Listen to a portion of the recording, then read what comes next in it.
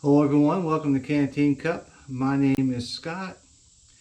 It's been a couple days since I've done a video. I've been kind of busy both with work and working around the ranch, trying to continue to get things organized and taken care of.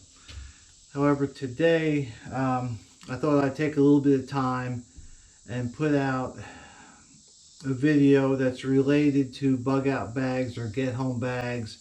And no, it's not another bug out bag or get home bag list. I want everyone to take note though that there is a major hurricane in the Gulf heading towards Lake Charles, Louisiana. So if you're in those areas, especially if you're in one of the coastal areas, they're expecting 9 to 12 feet or more of flooding in some of those areas. Get out, go now, do it now. They're saying by this afternoon it may become a Category 4 hurricane, and that is catastrophic. That is a serious bad hurricane. If you are down in that watch area, consider taking you and your family and leaving now. I've seen the destruction that hurricanes can do, and it's just not worth your life. Whatever stuff you leave behind, it's just not worth the danger that you will place you and your family in. And your dogs and cats too. All right, so today, like I said, I wanted to touch on, bug out bags and get home bags. Again, I'm not going to do a list because everybody's got their own thing about what they put in their bags. Some people's bags are like this, other people's bags are like this. Mine is, somewhere in here in general. I have a get home bag which really kind of doubles as a bug out bag, plus or minus a few things. But what I want to talk about today are 5 things that should be in every kit, regardless of how big or how small that kit is. And now how did I come up with these 5 things? Well, I've had a lot of survival training over the years, both military and civilian, and have been out in the woods and have learned how to do a lot of things. And what I've determined is that there are basically 5 things that are difficult to replicate in the woods. And the things I'm going to show you, can you replicate in the woods? Well, yes you can, but it really puts you at a very distinct disadvantage if you try to go that route. So without saying any more, yes, these items can be replicated, but it's really hard to do, and some of it takes more skills than what most people have. So that being said, I'm going to go down my list of the 5 things that you should have in every kit, and I'm going to give you examples. These aren't necessarily from my bug out bag or my get home bag, but I have something very similar. I just kind of pulled this out of my loose stuff, but in all my kits and bags I have very similar things. The first thing is a cup. In this case, it's a canteen cup. Fancy that, I know. This is very hard to replicate in the woods. Yeah, you can make a Cusco, whatever, but that takes a lot of work. This is something that should be in everybody's kit, especially a steel one, because with this you can carry water, you can cook in it, you can drink out of it, you can wash in it. It's just a very handy item, and this is I think this is one of my original canteen cups from the Army. It's got a couple war wounds on it, but you take the cup and you can use this for anything. Plus you can store other items in here. Very important. So whatever kit you have, make sure you have a kit. Yeah, I know, canteen, blah blah blah blah blah blah. This video is not about that. This is the very basic, bare minimum things that you should have in every kit along with your other stuff. A cup is very important. You can do so much with a cup.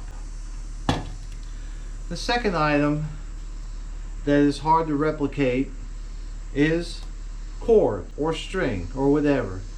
Most people like parachute cord. Some people like bank cord. Some people carry string. But whatever you do, make sure you have a good couple hanks of it. I tend to cut mine into usually 6 to 10 foot lengths. I usually use an arm span. That's about one arm span, and then some of these I have are 2 arm spans. Why do I cut them short? It's because most of the times when I have used these in the woods, it is to attach a poncho or a tarp to make a shelter, and I typically don't need more than this.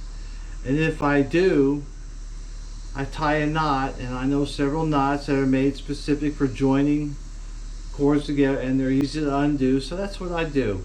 But typically, you know, when I was in the woods and doing a poncho or a tarp or whatever else, if I start out with a 50-foot hank, it's a real pain.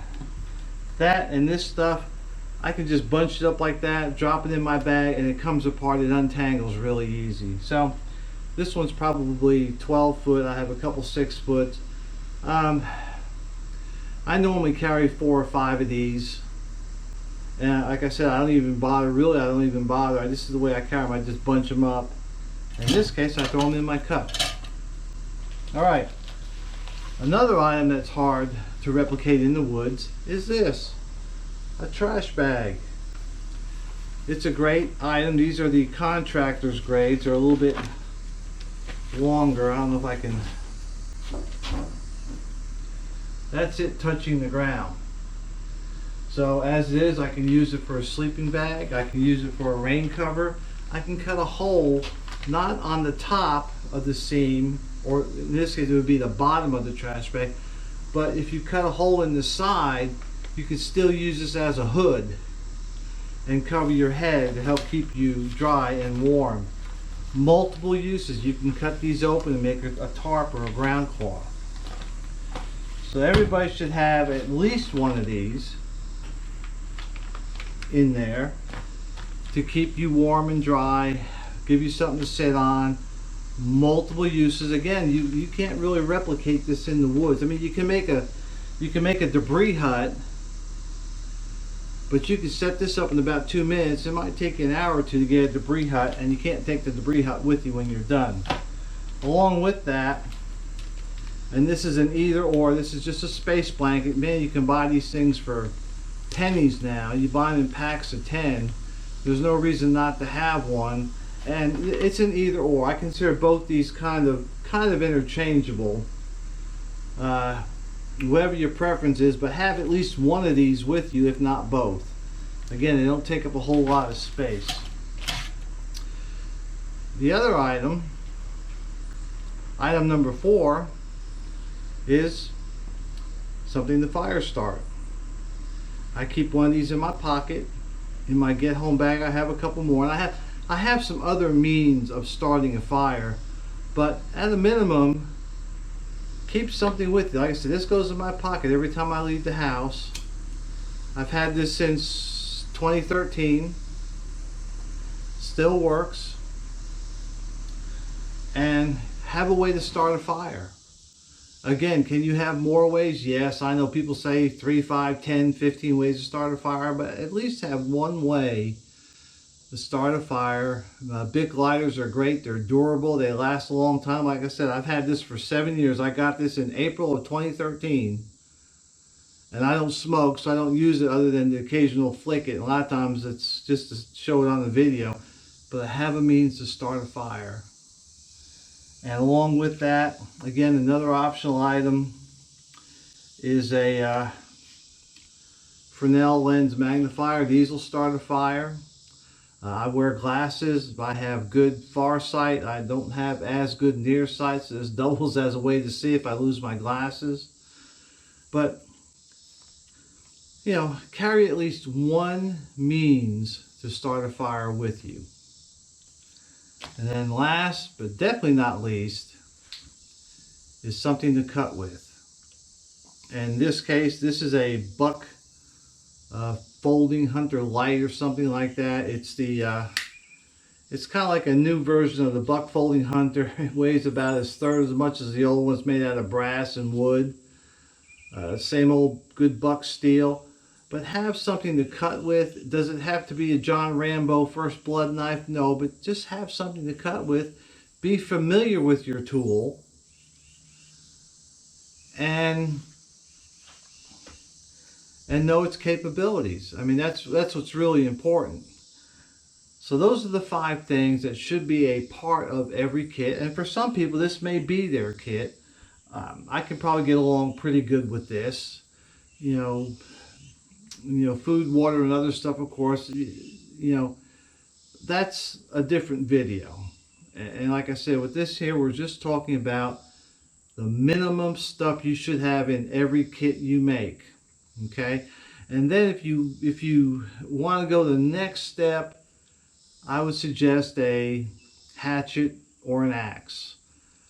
Some people like machetes. Machetes are okay, but my preference is really towards an axe. It's a more durable tool than a machete. I find that machetes, they chip pretty easy, and you know, an axe is just more durable. Plus, it makes a good weapon too. Anyhow, that's really what I wanted to talk about today. Again, you know, this is hurricane season. This is a major hurricane. This is a big hurricane this early in the season, and so we may have some more. So I suggest all of you, everybody, go through their bags. My BugOut Bag / Get Home Bag goes with me every time I leave my neighborhood. If I go further away than I can walk home in a couple hours, I have that bag with me. And it's got more stuff than just this, but this is really just to get you thinking about what's really important. And I'll tell you a quick story, and I've told it before, but it kind of drives home a point. I was in the military, of course, and I was in the Army. I spent time as a crew chief.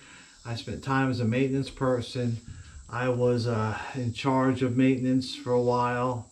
And then my last job, I was a battalion maintenance NCO. And so I've got a lot of field work. Of course, I was also in the Special Operations Unit during some of that time. And so I've got a lot of field experience. I was in units that were what we call line units. I was a member of, my whole time I was in the Army, I was in the Rapid Deployment Force or Rapid Readiness Force.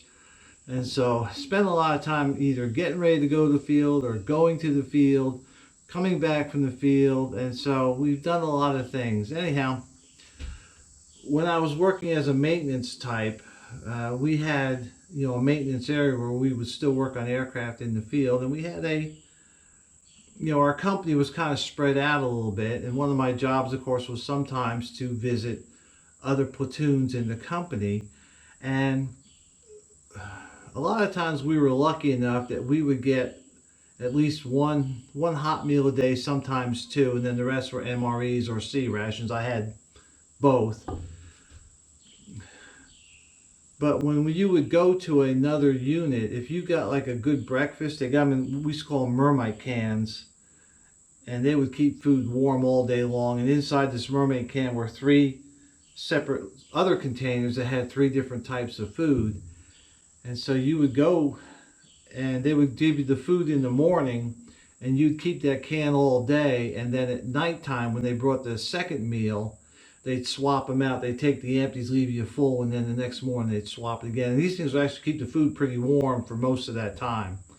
Anyhow, what was customary is if you would go to another person's area, or AO, area of operations, and they had some food or coffee, they would offer it to you. And you had your LBE, which included a 1-quart canteen and a canteen cup. Well, one day I went to an area, it was in the evening, and I was offered some beef stew. Well, in the field, regardless of, you know, whether you're packing your food or you're in a rear area or whatever, If somebody offers you food, you take it because you never know when your next meal is going to be. And so they offered me some beef stew, so I whipped out my canteen cup and got me about half a cup of beef stew. And so now the problem was getting that food out of the cup, because that stew had been sitting a while, and as stew sits, it gets kind of thick and kind of clumpy. Still good tasting, and so I would try to do the, jiggle it, and what would usually happen was that stew would just go smack into my face, and then I had to dump it back in. Some people got a good laugh out of that, because when you get food, especially in another area, they don't have, plasticware for you. Either you have what came in your MRE or your C ration, or your mess kit. So I managed to eat that stew and only got laughed at a little bit. However, when I went back to my area, I dug in my duffel bag or my rucksack. I think I had a large rucksack at the time. And I dug out my spoon. And this side of the canteen cup goes against your body. And I took that spoon and I stuck it right in here. My canteen would go in here. The spoon would go here, and then all of it's covered by the canteen cover, which was on your hip. And depending on what unit you're in, it was that hip or this hip. But from that point on, every time I went to the field, I have a spoon stuck in my cover so that if somebody offered me food again, I can eat it like a gentleman, so to speak, and not a barbarian. Hence my name was, for this channel, was originally Canteen Cup and Spoon, and that's the story behind that. Now even today in my get home bag there is at least one spoon and one cup in there. Okay, so that's kind of a little bit of a backstory and why I was at one time Canteen Cup and Spoon, but I just shortened it to Canteen Cup because it made it easier for everybody. So for all you guys in Louisiana, I pray for you. Make sure you and your family are safe. Hurricanes are never anything to take for granted, but especially a major hurricane like this one. So that's all I got for today. I hope wish everybody the best. I hope everybody well. Check your preps. Make sure you're ready, and stay safe and stay secure. And we'll see you.